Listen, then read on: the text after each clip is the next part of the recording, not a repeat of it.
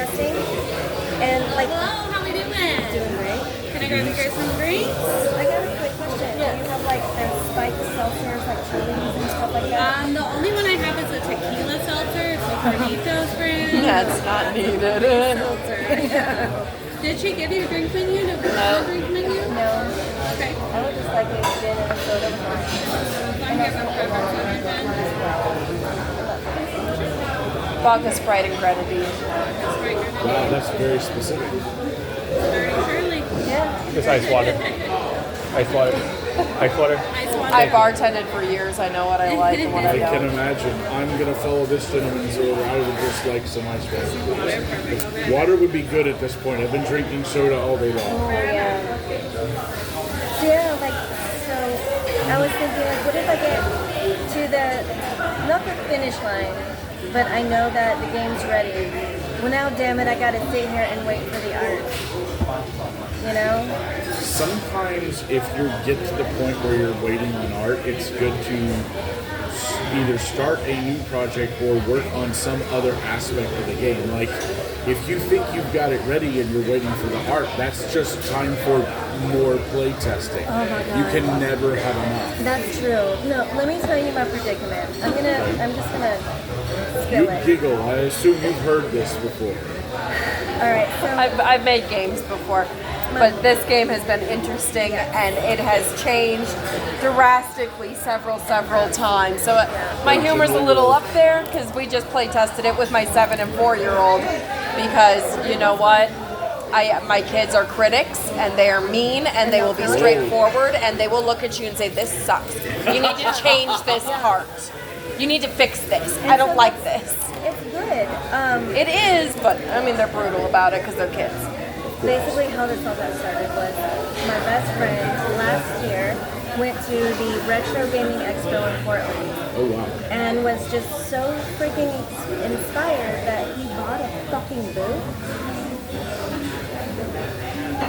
And I'm like, okay, what are you gonna do? He's like, oh, I've got this idea for a video game. I'm like, oh, do you? Do you have an idea for a video game? And it's gonna happen like in the ass end of September? You are up, Tony. I need to help you. Let me create a tabletop game just to give you something in your hand when you get to your incredibly ridiculously expensive booth that you bought for no reason. So I felt so terrible for him. And I felt kind of not responsible, but I'm like, let me at least do something. You felt like you needed to do something, so you had something to showcase. Yes. So, let me get this straight. This is for a booth that's going to be showcasing in September. September 25th. Where at? In Portland. In Portland, Oregon. Yeah. And I'm screwed. are you local here in Springfield? Branson. Branson, okay. I know some peeps in Branson. Do you know Daniel Montez, perhaps? I don't know a lot of folks. Actually, I don't. He's a pyrotechnics guy. Yeah, I definitely don't know cool people like that. I know zero pyrotechnic folks, which is interesting. Yeah, we just got here. We've been here. You know, originally it was going to be a map building game. Well, like, the concept was really good. But then all of a sudden they switched it last week. Yeah. And said, oh no, it's gone. It's nothing like that no more. Play Oh my testing. God, how are you doing? It was like a 2.5 to 3 hour game. It's too much. It's entirely too much. So is it supposed to be a tabletop game, or is this supposed to be a role-playing game? What is it? It's a yes game, oh boy. Oh, are you trying to do a role-playing game in a box? It's like, it's not necessarily, it started out as a role-playing game. Now it's more like a storytelling game where you can collect items and buff up your character in that way. So I guess it's an RPG, but it's really kind of sort of in that way. You know? So we decided to do the board game because it would limit the scope and limit the time. And instead of having too many rails, which is our problem, we're doing a lot more, we're going to do interactive rules. That way, every time you play the game, it's different. And, you know, and it removes a significant limitations that we were putting on the players. So that's kind of where we're at right now. If what is your goal for this thing in September? Because that right now, I can tell you, being right here, you need to be done midpoint of next month if you're going to get it manufactured. It's just having been there. I mean, I've been the guy doing the printing the week of con, and that's not fun. Unless you're doing like a local printer. OTC Print Shop is great. Those guys have a real fast turnaround. They're here in Springfield, but I mean, that's kind of local for you. Yes, it is. Now, they can't do things like, they're not going to be able to print like a box or something. Are you wanting multiple finished copies, or are you wanting a playtest demo? Just a playtest. Okay, so what you need to do you have an artist? We have AI representation that are right now placeholders that for the playtesting that we've done so far.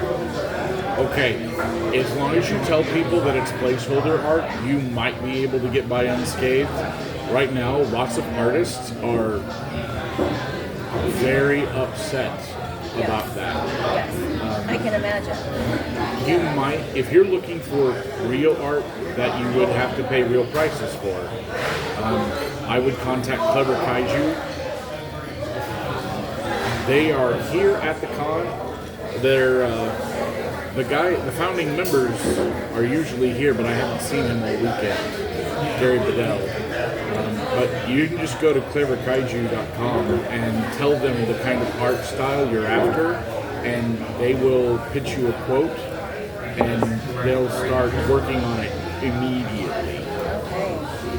That's good to know. So my suggestion, if you want to have good presence at this Portland, Oregon thing, I would not normally make these suggestions, but it sounds like you need something. Talk to Clever Kaiju next week. See if you can. Does it have an actual board? Not yet. Okay. It's almost done. What pieces do you have? What do you need, like, for assets? What do you have? Honestly, all we really need are our main characters. Again, these placeholders, but we need our main characters in like a variety of poses. Maybe like 3-4 poses each, and there's only 4 characters. So it's not a hell of a lot of assets. Everything else is just background. How many minimum, how many maximum? I would say 16 characters minimum. Probably, I think it would be slow, but between like 20 maximum. You think you could get 20 players playing this game? Yeah, Is it a lot? Well, it's like a storytelling. It's like a past story kind of thing. So it's infinite, but obviously like time. I was gonna say, because usually the more people you add, the longer it's going to take. Like, and sometimes it goes exponentially. Usually, a game that can comfortably handle 2 players is, you know, if it plays in 10 minutes with 2 players, with 3 players it's going to be 15 minutes. With 4 players it's going to be 20 minutes. That's a good point. We should really like hone in on the limit. Yeah, you need your minimum and your maximum. Alright. At minimum, it sounds like you probably need at least 2 people Okay. to be able to. You think 4? 4? Why do you think minimum 4? So this is sounding like a party game. It's definitely more of a party game than it is for like a 2-player. Why do you think it takes more than 2 people? Yes, Because of the way that it's set up as storyline base, it's not a single story. It's based on how the characters play things. So if you have the main Oh, so what storyteller you're saying- and then 1 player, the game's not going anywhere. Oh, so 1 player is kind of the master of ceremonies. Essentially, but still playing. we changed all of that. Do you know why?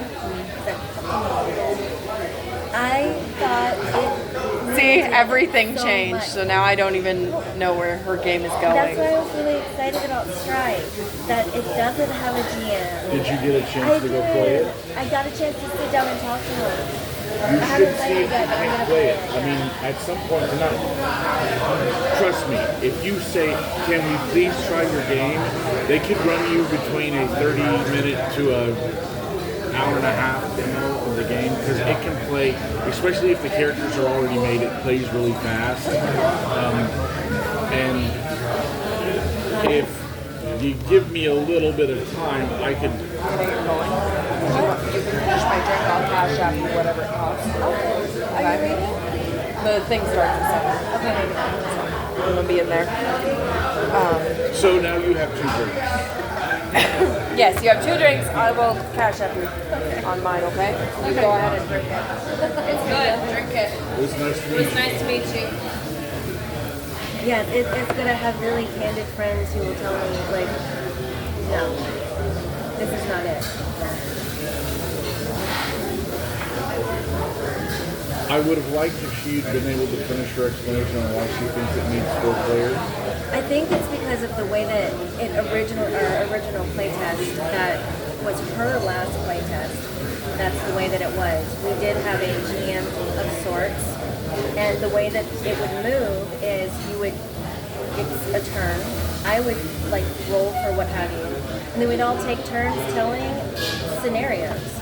The GM would pick their favorite scenario, and then that's what happens. That turns into canon. We decided to scrap that and to make it to where the players have their own autonomy. No one's choosing. You're making a story. Now it's a whole collective. So that fundamental's changed since the last time she played it. But yeah, it was an absolute party game at that point because it had to be.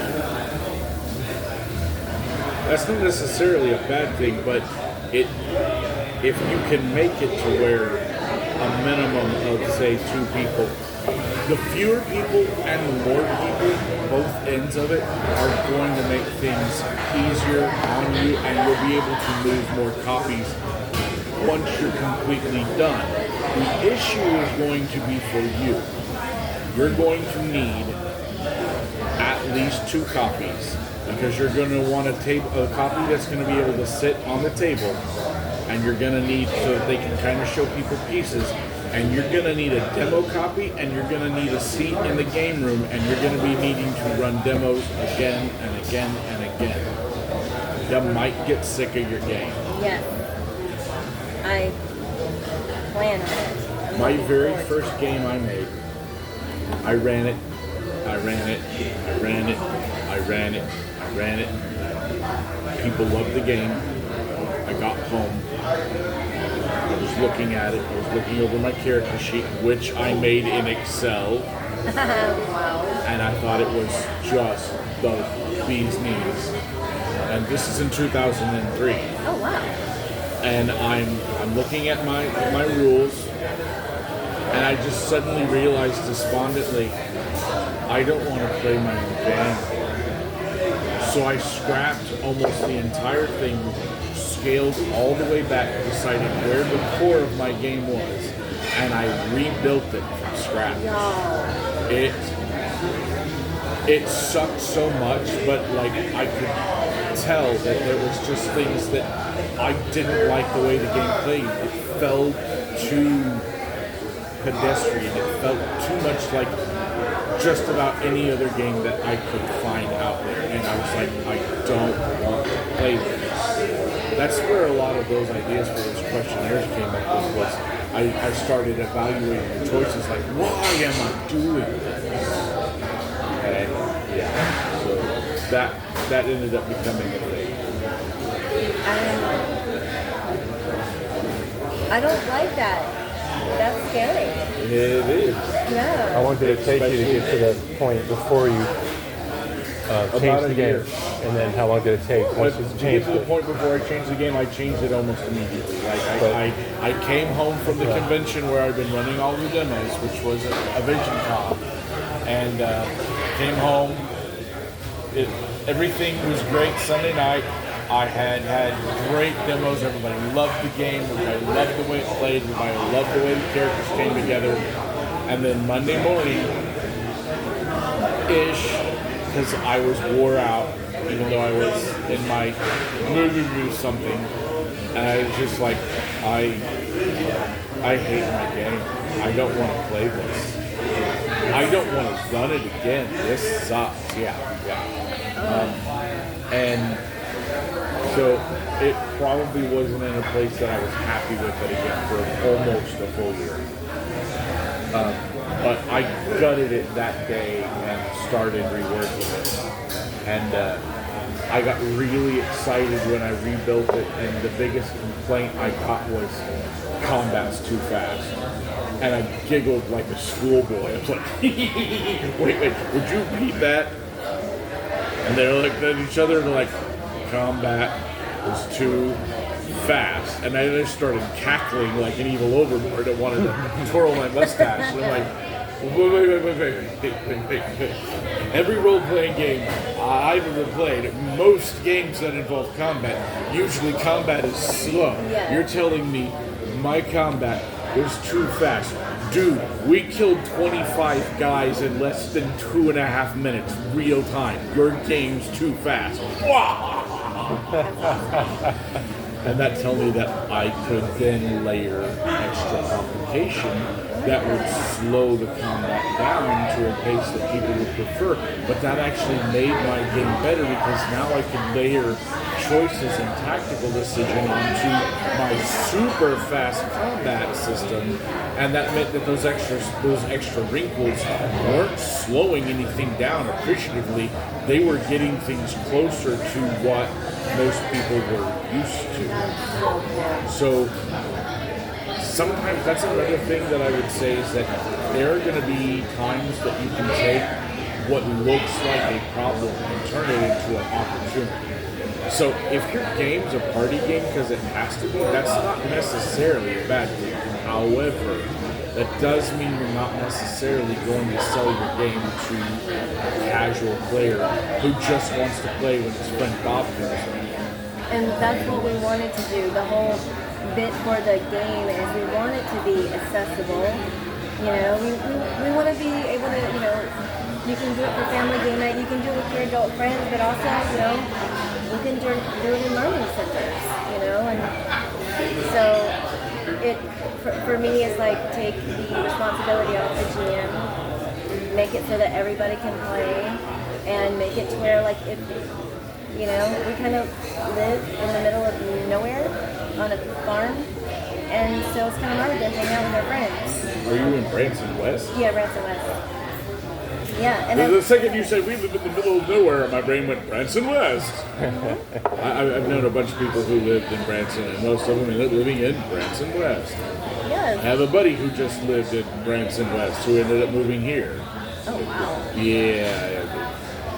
He liked living in the middle of nowhere. He actually lived in Forsyth, but the issue was that the company he worked for, they lost their biggest contributor, their biggest employer, and so he didn't really have a job anymore. They were working him like only a few hours a week, and he was so fast and so good at his job. We've got a couple of 100 things for you to work on. He would be done in a day. Like, they could slow him down by having 250, but if you only had like 100 things for him to normalize, because he was doing some stuff for actuaries, and he did all of their data entry. If they only had 100 done, he'd be done before it was time to go to lunch. He was, you know, just stupid fast. And now also the problem is that the company's like, well, maybe we can get AI to do this. Yeah. So. Yeah, well, there's that. I mean, I'm in recruiting, and AI has obviously taken a big place in recruiting. There's this guy, he goes to SourceCon and, you know, HireCon, and he does panels. This past year, he wrote a book, AI and Recruiting.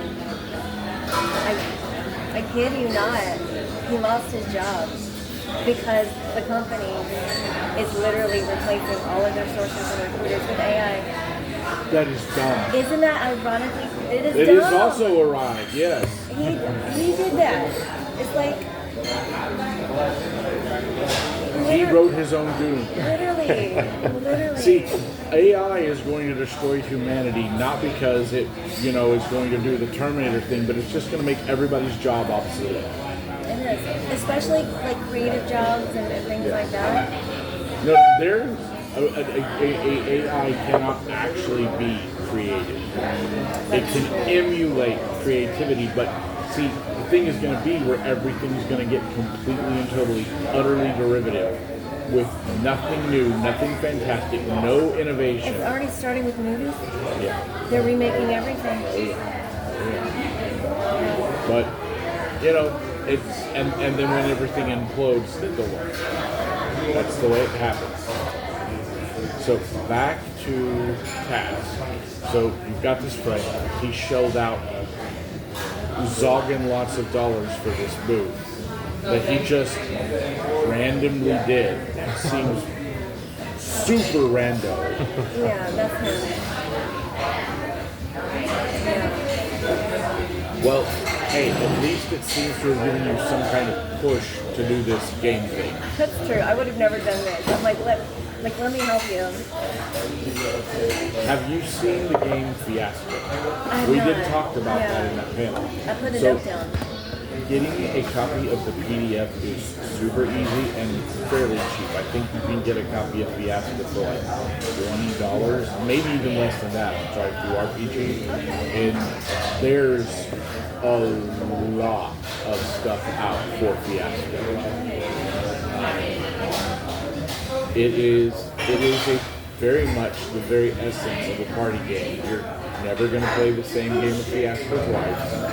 And you do roll dice. There are some dice mechanics, but mostly you roll the dice at the beginning of each scene, and that helps to determine in some way basically what goes wrong. Because Fiasco is all about everything going wrong. It's very much, you're like the movie Fargo. Like these guys have got this crime plan, and it's all about how just everything goes wrong. And they're not going to get away with it. You kind of know that from the very beginning because they're doing their crime ham-fistedly. And it's all about just how things spiral out of control. It's also Reservoir Dogs, the RPG. So it would definitely have some things that you could look at to emulate. And again, one of the things you're going to notice, very minimal art. Now again, you can use art to set the tone. But it sounds like what you're going to need is something. I would let people know it's a prototype, that you're still working on it. But you want to have something that at least looks like you're putting serious effort into it. So, Clever Kaiju can help you with some art. I like the idea of doing like a character portrait with different poses. I would make it look good. I would do full color. You could get your art assets and then plug it into something like, have you heard of the website called The Game Crafter? They will prototype your game for you and help you with art assets and such. And if you are willing to pay money, they also have some services that can help you develop your game further. Oh, wow. Okay. Like an editor for $250. Wow. Which, if you know anything about how those cost, now I would not keep your game there. It's really only good for doing a prototype, but don't print your game through that.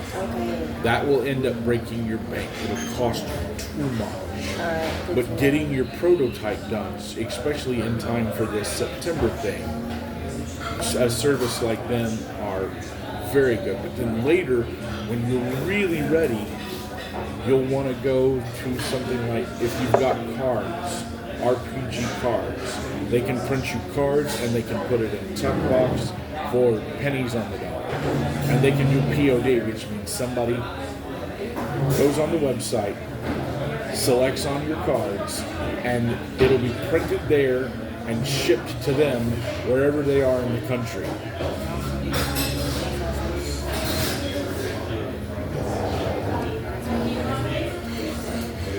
Thank Okay, you. over here, guys. Sure, I'll go ahead and get the check. Sure. About that one. Oh, VOD options. That's huge. Yeah, especially because you probably will want to do your book through drive-through or someplace like Lulu to get the book done. There are other places that you can look at to get a prospectus for like doing, like if you're going to put this in a box. I don't know what your vision for your product is. But if you're trying to do something like an RPG in the box, you can do everything through the game crafter. That's so good. The book, the cards. Doing my bullet page, darling, thank you. So funny. They just. Did you get charged an exorbitant fee for your 2 drinks? No, I'm laughing because everything is so cheap here compared to. Branson, yeah. And here's the really funny part. You're being upcharged because you're in the hotel bar. That's true. I'm not complaining.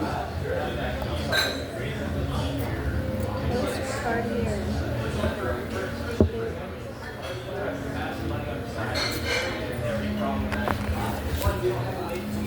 So, alright, so play testing. That's another thing. Obviously, you have to play test. I have. Your biggest hurdle is going to be blind play tests, which is basically when you give your game to some people. It doesn't matter if they know you or not, but they need to be able to take your game and run it start to finish with no input from you, which is the hardest thing to do, because you want to be like, wait, you're forgetting this one rule. They have to be able to do it with just because we can't pack you up and fold you up and put you in a box and ship you with your game. That's true. Much as that might be interesting and funny to see. Yeah. Alright, that's a good one. Well, I don't have a lot of friends, so how do I meet people to make them play my game? Well, go to your local game store. Or, make a trip into Springfield and go to a game store here. Yeah, we might want to go here. Yeah, Branson You just might ask not be them the if place. it's okay. It's like, can I play my game? Most places don't mind. In fact, Nowhere's on Glenstone. Those guys are here. They would proudly and happily let you come in and use some table space to run your game. I mean, people are going to come in and run their game anyway. I mean, it's just, and eventually, then they get people who, will come in and be like, hey, is there a game available yet? Because I'd like to buy a copy. Because the nice thing is, being in the Back for store, you. You guys have a good one. you as well. When you, I'm trying to read your button. We want, The redhead. yeah, It's from the Pirates of the Caribbean Oh, yes. ride before they changed it. yes. He wants the redhead. Small fonts on buttons, not good for people with bad eyes and bifocals.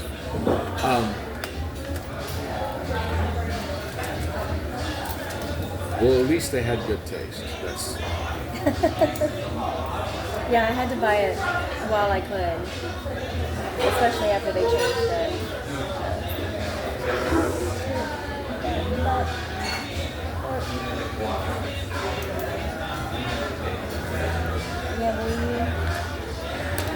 yeah. Generally, you also could, if you frequent any forums or boards or Discord or what have you, and people talk about playing their games there. You can always ask somebody if you could send them a copy of your game and they'll play test it. And usually people, especially for like a game that's in development, will be like, wait. You want to send me a PDF that I can print off and then sit here and play with my friends? Yes. Would you do that, please? Yes. Yes, please send me a free PDF that I get to print off and run with my friends. Now, it's usually easier to do when you've got decent art assets and stuff, so for that might be one reason why you might like it. It's easier to play a game when it's well laid out and readable and engaging. Not necessarily the art, but it needs to look good and be legible. And a lot of games that you run across that are play tested, it's a Word file that hasn't been laid out, that hasn't been organized, that has like really informal language. You know.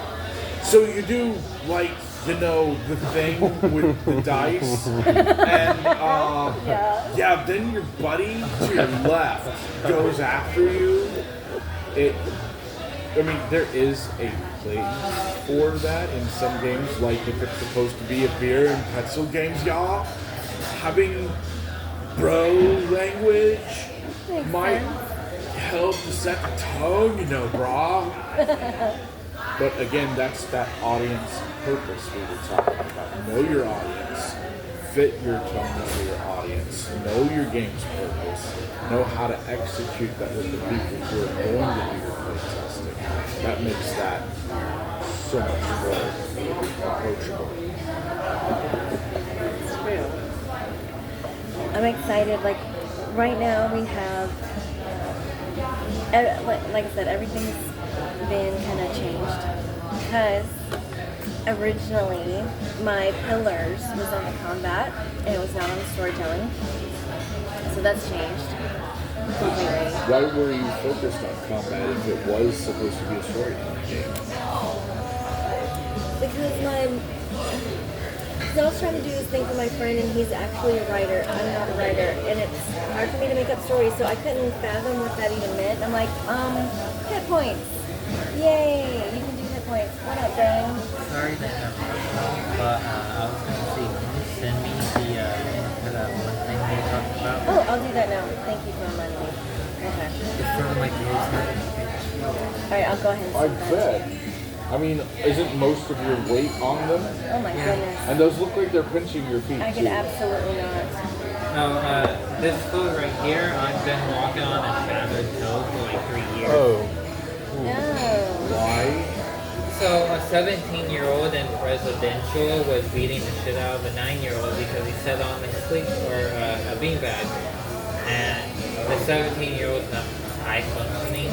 But I told him to quit, he wouldn't quit, so I ended up kicking him like 9 fucking times in his head.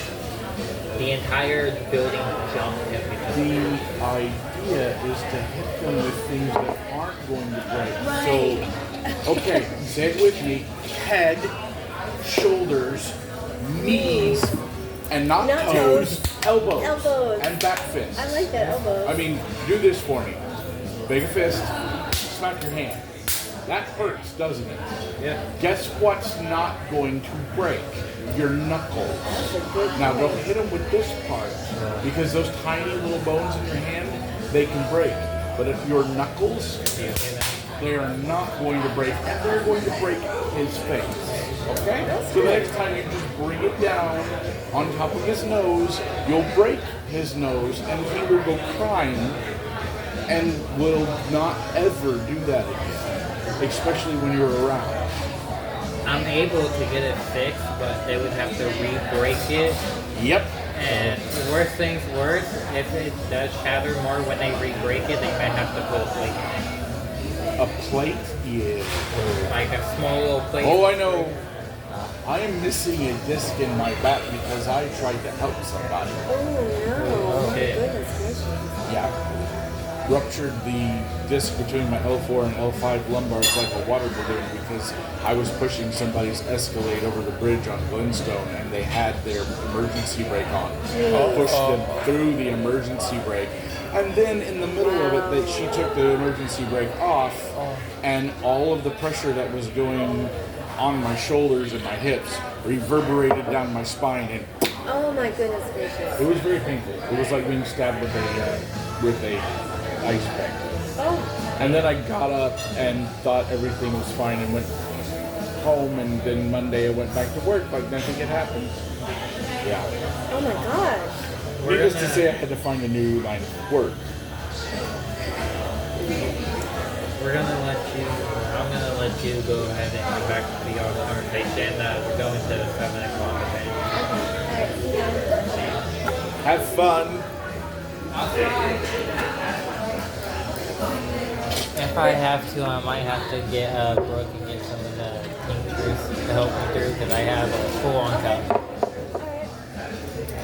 So yeah, so when I first set out to help him, I couldn't fathom what storytelling in a game would look like because of my linear thinking.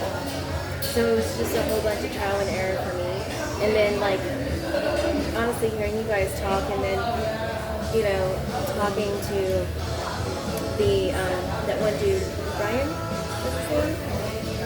Blake. The guy from Strife. Yes, Blake. Talking to him. Foretold. Yeah. Yeah. Blake and Seth. That really clicked a lot of pieces. You mentioned the story cubes. Yeah. I looked into that. I'm like, this is a game? What even is this? I blew my mind. I have some. If you would like, here in a little bit, we can go down to the game room because you wanted to get this wrapped up. I will go back to my room and I will get my story cubes and I will show them to you because I have the 3 core sets. Wait, there's multiple sets? Tell Yes. me how does that work? The core set is actions. Then you have voyages and expeditions. And yes, and there is a Rory Story Cube RPG called Untold. You might want to take a look at that too. Untold.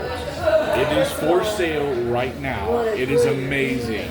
What a good name. And yes, it is a story game. Love. Well, dang. Okay, so then I don't need...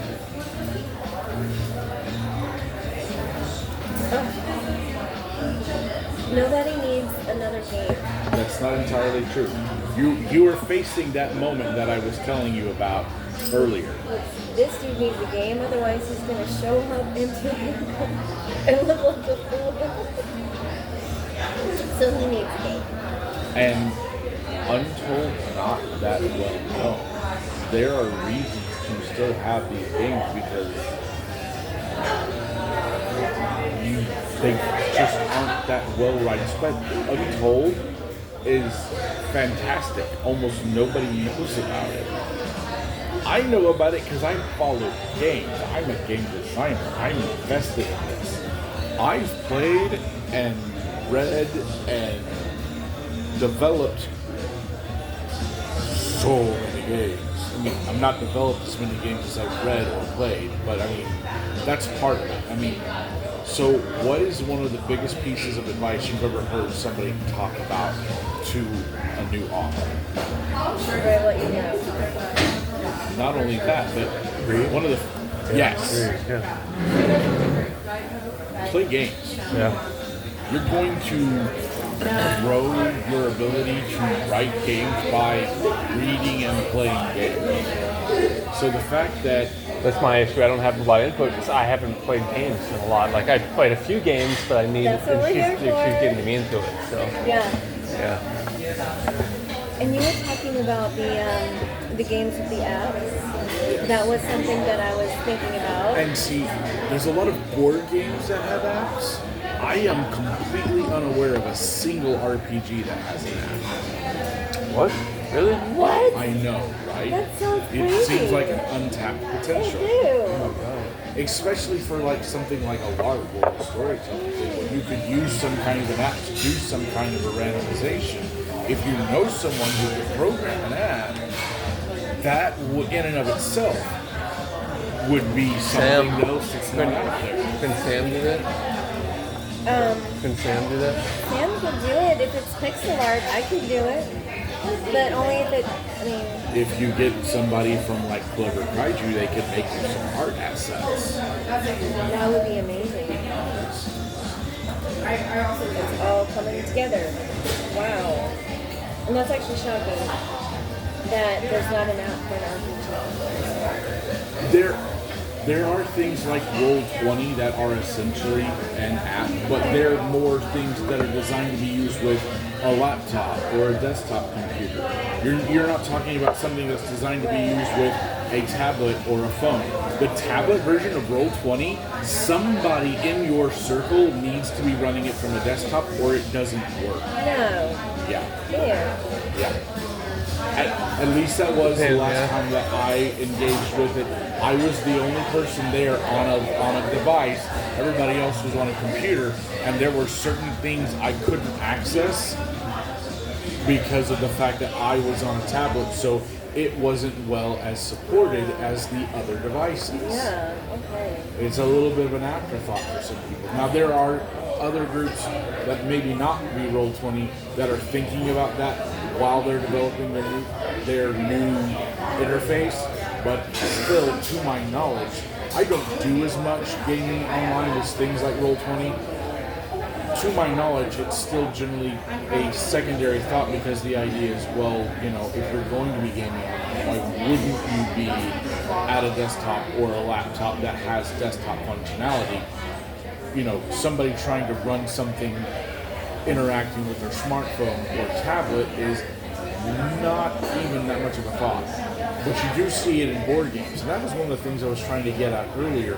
There are things that board games and tabletop games, role-playing games, can learn from video games and vice versa. There's things that they can learn from the others. Also, I'd say whatever you can do to get somebody to use their phone as part of the game would be great. Because people are so addicted to their damn phones. Make it part of the game. Their phone, Make yeah. it a part of the game. Now, you want to minimize the need to use it for storytelling and that face-to-face interaction, but you have those wallflower players who are going to be more comfortable by using this as a filter to do this. Very Especially if they're a wallflower.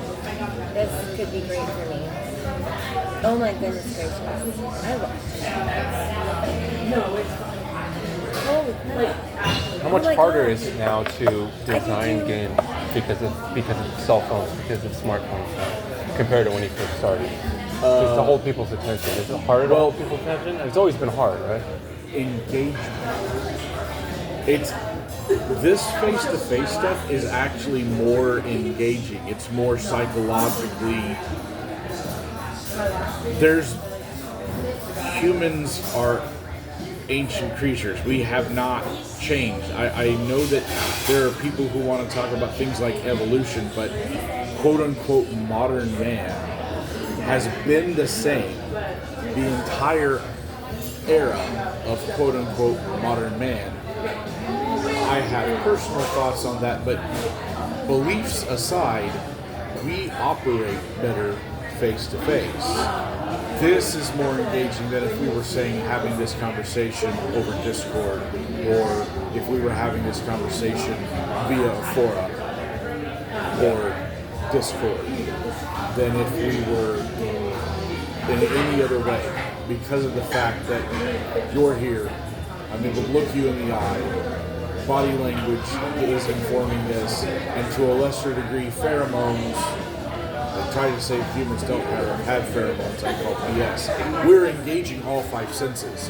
Whereas if I'm just on a forum, I'm only engaging my eyes. I'm only reading it. I'm taking it in, and that can affect me emotionally. But when you can see me, you can hear me, to a lesser extent, you can smell me. There's particles of my skin in the air. You're tasting me, as disgusting as that sounds. That we're more engaged on so many more levels, and there's something about that makes different kinds of engrams in your brain than if you just are reading text I'm putting on a screen 3,000 miles away from you. Yeah.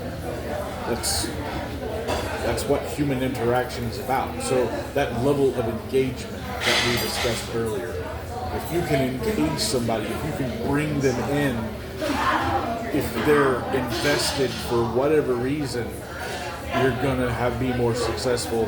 And something like this, a phone app that would allow them to keep doing this, but would also serve as a filter for those people who maybe are a little shy or need a little bit of guidance, and they can look at some prompts and cues that might be popping up on their screen. they're still going to get this. Yeah. But if it's a game that you're playing with your friends and Also, stuff, it's going to give them time to adjust to that. exactly, because it's going to have some of those video game moments where something will pop up and it might give a little bit of that brief dopamine reward, but you're going to get that endured dopamine reward by actually engaging with your friends. Does that make sense? Yeah. This is awesome.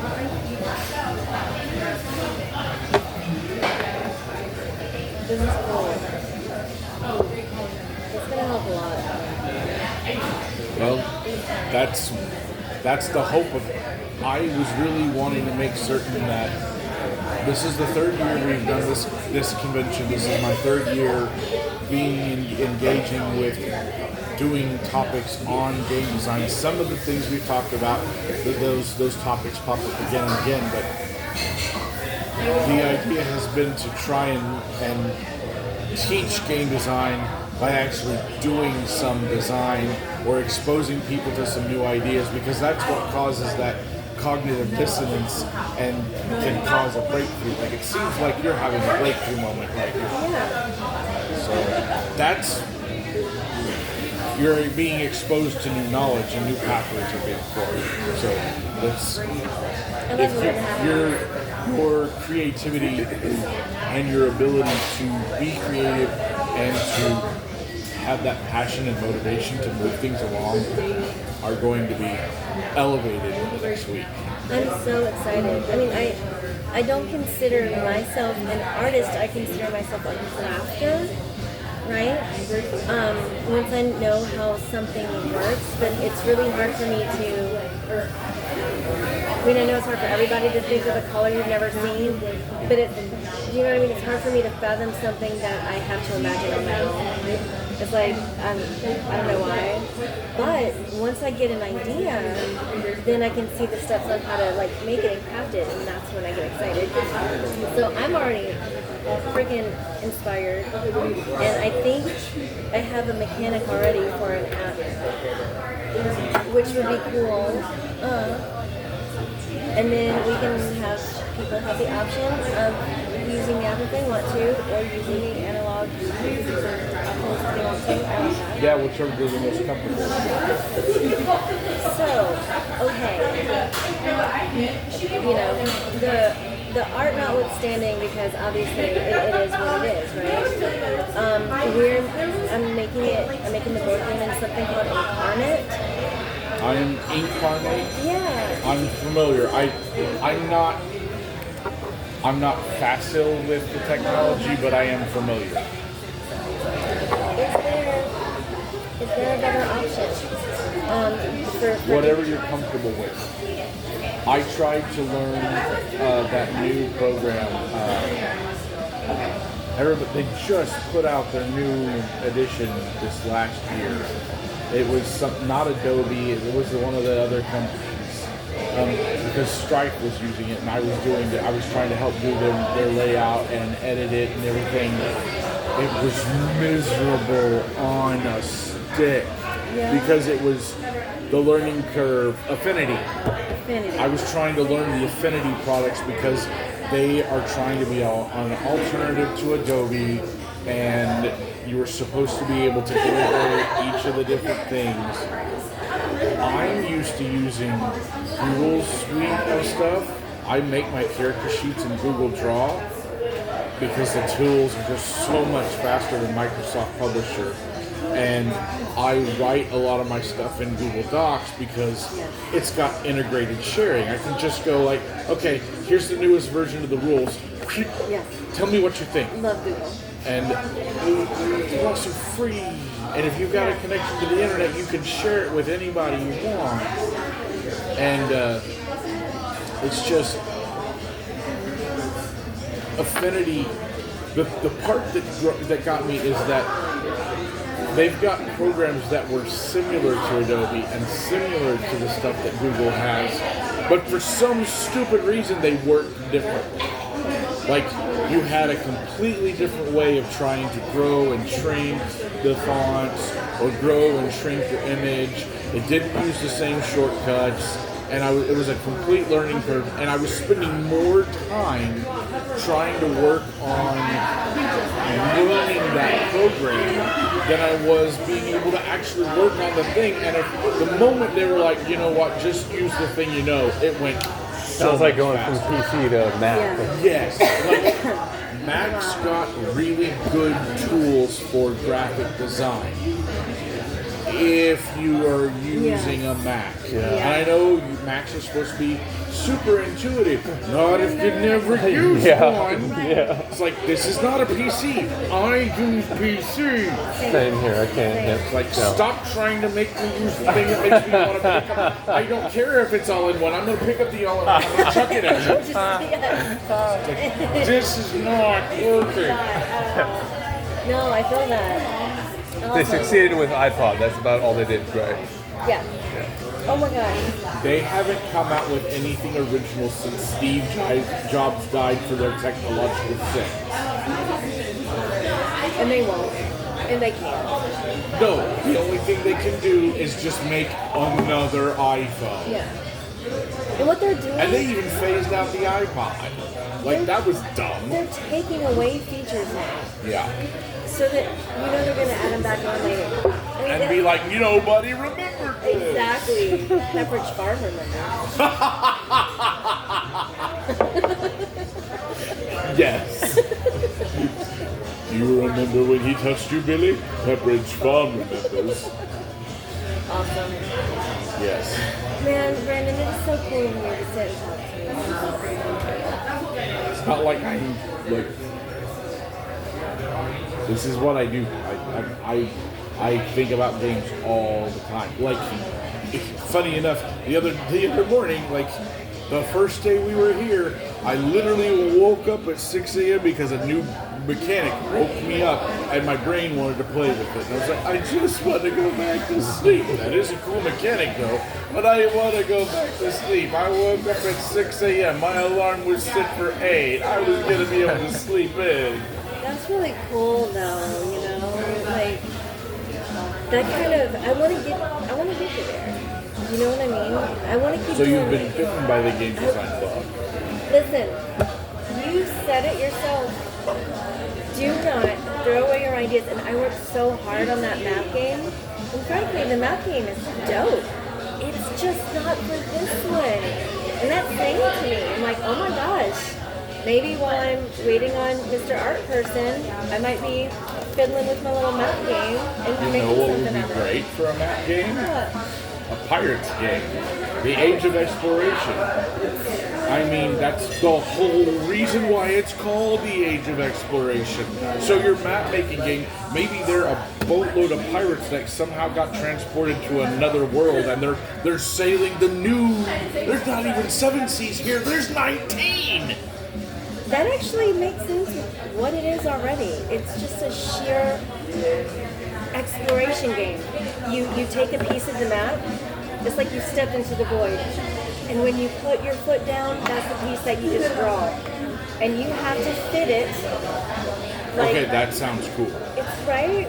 Like you have to fit land to land, and the orientation has to be correct, or water to water, or earth to earth, whatever it is. And sometimes those lands have little bogeys on them, and you just got to deal with whatever that is right quick. And then if you fail, you lose a turn, which means you have to take part of the map and discard it. Oh, shoot. So you don't want to fail, because then you're going to make your map smaller and smaller. And I think that's a cute mechanic. So, I'm going to take your advice. I'm going to work on that on my own. In addition, Well, if that guy is foolish enough to buy another proof next year, he's gonna need something else to show. I mean, he really roped me in on this one, and if you would have told me like 8 months ago, by the way, this is what you're going to be doing, but no, it's just like, okay, well, we have hero days, let's see what we can do. I love it. My first iteration was the easiest one. I'm like, it's a rule book, it's a core lore. Get it published on Lulu, there's your game, bing, bang, boom. No. Then it was the map. And then it was the D&D clone, and now it's a whole new. So who changed it?